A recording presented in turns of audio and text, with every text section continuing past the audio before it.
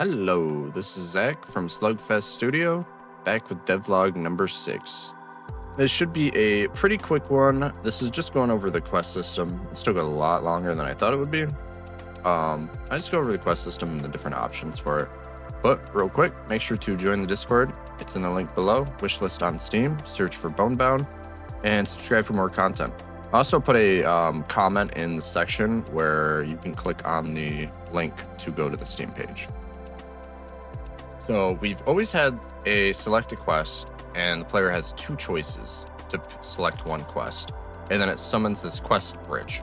Now, this quest bridge, I can't go across it. I've always had that issue for a while, so this was me kind of fixing that. But what I want is this quest pop up every 4 to 7 turns. This pops up. There's 3 possible choices in these quests, where one's a defeat quest boss, delivery, and then a skill check.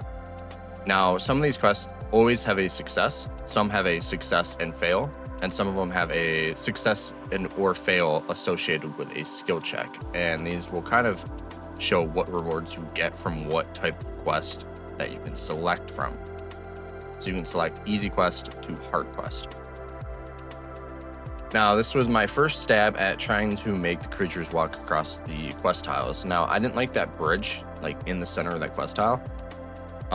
And they would jump to the quest tile, but then they would do something weird where they would jump from the quest tile back to the road tile. Like they never want to leave the road tile.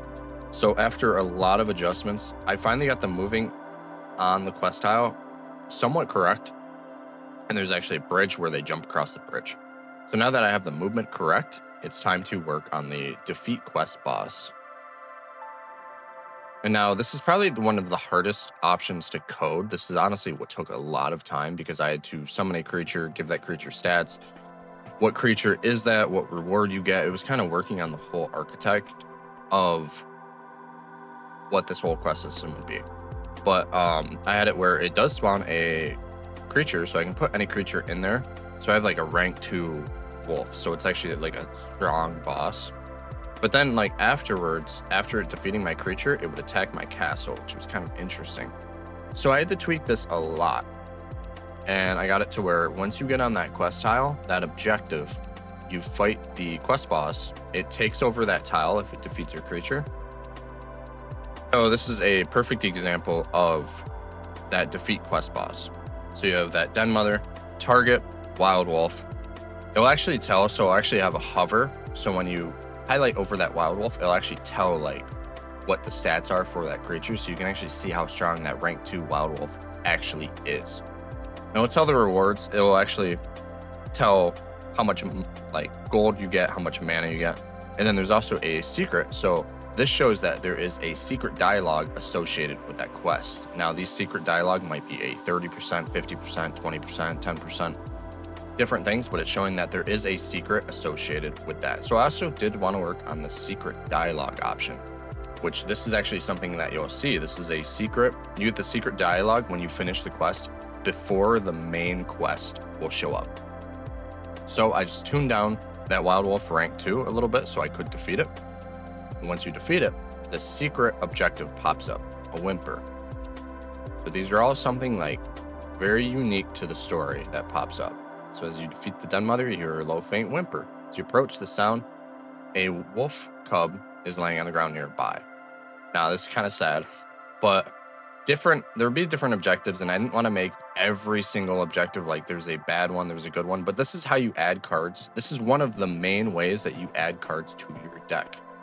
So now you can take in that wolf cub, and you can start to make your beast-themed deck. And it will always tell by the little icon. There's a little beast next to the objective of the icon. And that kind of shows, hey, you can add beast to your deck from taking this in.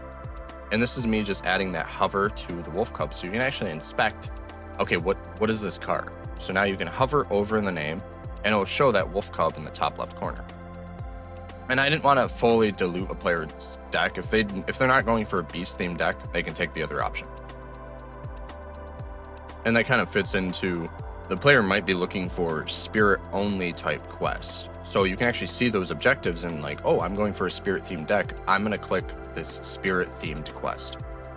And that was another thing real quick that I was working on was when the quest is finished, it will actually start to erase itself. So it does these like little brown ground dirt burst over it to delete the quest tiles after they're finished. Now that the defeat quest boss style quest is finished, we can work on the delivery, which should be a very simple, you walk on the tile, you finish it. These are the easiest. These are low risk, low reward type quests. But you might have something where it's like every time you finish a quest, you gain an extra gold. So like you might go towards these types of quests because it's just easier to finish. You can get more quests in and you can gain more gold from these. It's very simple. Deliver rations, quest complete, and it finishes. Super, like this is the easiest type of quest that you can get is a delivery type. Now that that was done, super simple. You have a skill check based quest, which these are kind of cool because it's not combat focused. It's more like you need to persuade this, or you need to lift this rock, or you need to pull out the sword out of the stone. So you need like a high strength based creature. So there's actually certain ways like you need to escort this creature to that quest, which these are a little bit more difficult just because you have to get that non-combat orientated creature to the quest objective. So this quest objective might be very far, and it would involve a combat creature kind of escorting this high skill check creature to that bridge. The combat creature would keep moving past the bridge. The skill check creature would move onto the bridge to try to get to the objective to do the persuasion or skill check or whatever it involves. So it's a little bit more preparing. So these are like medium to hard. And this is actually an option where you can get a failed or a success. So the failed option, you obviously get a weaker reward. And that option 2 will pop up. There is actually a dialogue for option 3. This will pop up too. So let's say you have to persuade these undead merchants. And if you are undead, you might have an option 3 for that, for it's an automatic success. And that is it for devlog number 6. Like I said, this is on the quicker side.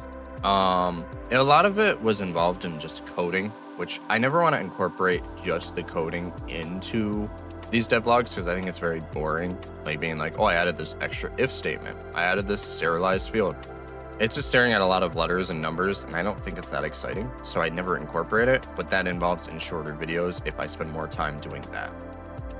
But real quick, just as a friendly reminder, make sure to join the Discord. It's in the link below. Wishlist on Steam, Bonebound. Search for that first comment in the video. That'll bring you straight to the Steam page. And make sure to subscribe for more content. I will be continuing to do weekly videos of this. And always remember, if you're doing a quest, option 3 is shiny for a reason. Please press it. Thanks for watching.